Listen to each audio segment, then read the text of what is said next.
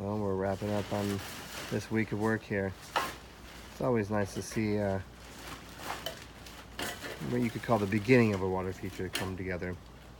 Here's the bones of it. We have more detail work to do. Liner edging work. This is a Pondless Waterfall. Maybe about 10 feet long, I'd say, top to bottom. And yeah, we've been preparing this adjacent to a hot tub that's going to be here.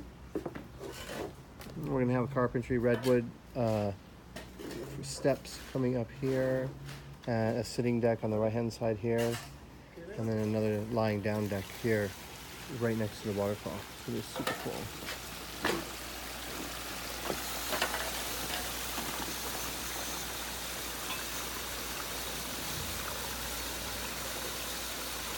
We got a lot of filling in to do to channel the water a little more strongly where we want it to go, but isn't this the greatest job ever?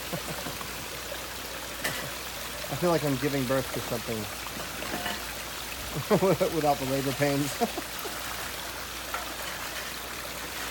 Anyway, I'll show you some video when we finish up this hot tub, deck, water feature, and landscaping combination.